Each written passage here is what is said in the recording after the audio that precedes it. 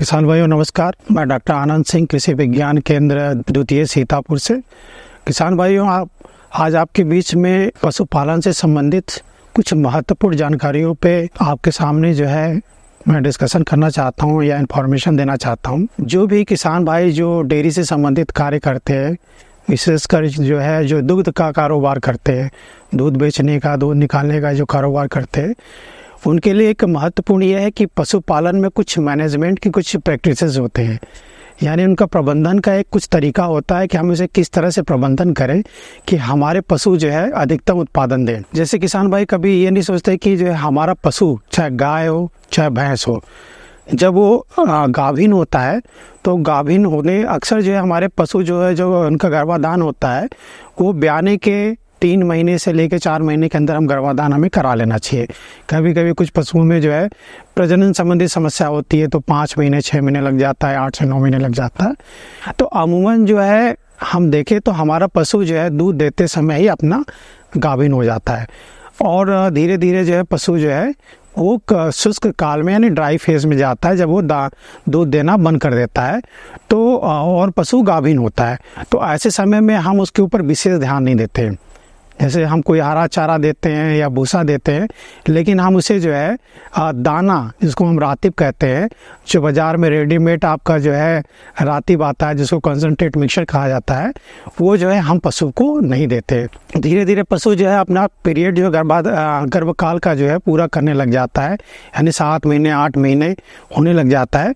तो उस समय जो है आपको एक तो पहले यह कि पशु जब भी गाभिन रहता है, चाहे वो शुष्क काल हो, उस समय भी कम से कम 1 से 1.5 किलो जो है दाना उसको मेंटेनेंस के लिए देना चाहिए। अगर गाभिन है तो उसको 1.5 से 2 किलो दाना तो देना ही चाहिए।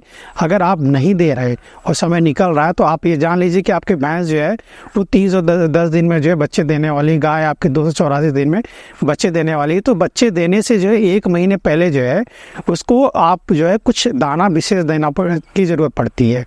और ये दाना जैसे होता है कि उसको एक तरह से कहना कि स्टीमिंग अप, पशु का जो स्टीमिंग अप करना जो है एक शब्द होता है। इसमें जो है पशु को आने वाले समय के लिए दूध उत्पादन अच्छा दे, इसके लिए हमें एक स्टीमिंग अप जो है आहार देना होता है। वो अक्सर हमें शुरू करना चाहिए जो है कम से कम 1 महीने पहले। यानी जो है अगर पशु को आप 1 किलो दाना दे रहे हैं तो धीरे धीरे जो है बच्चा देने के 1 महीने पहले आपको दाने की मात्रा को बढ़ाना चाहिए। जैसे आपको बाज़ार का अगर दाना दे रहे हैं जिसमें जो है 20% आपकी जो क्रूड प्रोटीन है, तो वो अगर दे रहे हैं, या घर का ही दाना बना के दे रहे हैं जिसमें 18 से लेकर 20% की आपकी प्रोटीन है, तो वो दाने में भी जो है आपको धीरे धीरे आपको बढ़ाना है। यानी आपको जो 1 किलो दे रहा है तो उसको 200 ग्राम 300 ग्राम प्रतिदिन के हिसाब से बढ़ाते हुए लगभग जो है आप उसका 4 किलो तक ले जा सकते हैं। और कितना दाना बढ़ाना है ये पशु के शरीर के ऊपर निर्भर करता है। आपका मान लीजिए पशु जो है 300 किलोग्राम का है तो कम से कम जो है उसको आप 3 किलो दाना आप मैक्सिमम दे सकते हैं गर्भकाल के दौरान, यानी 1 महीने से पहले की बात कर रहे हैं हम।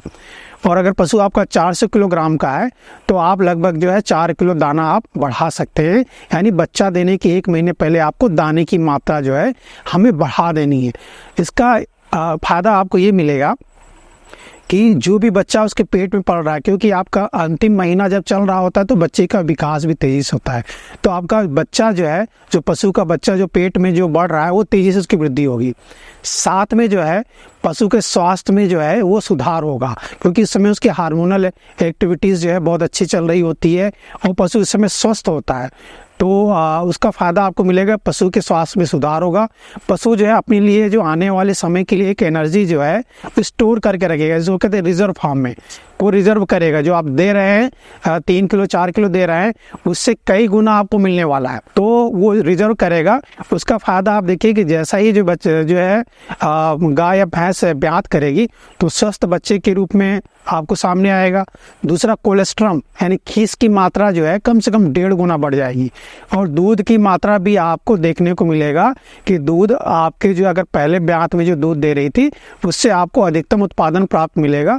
और दुग्ध का काल यानी दूध देने का जो ड्यूरेशन है, जो समय है, जो किसानों में अक्सर 230 दिन 240 दिन पे जो उनके गाय और भैंस जो है सूख जाती हैं, दूध देना बंद कर देती हैं, वो आपका 280 दिन 300 दिन आपको देखने को मिलेगा।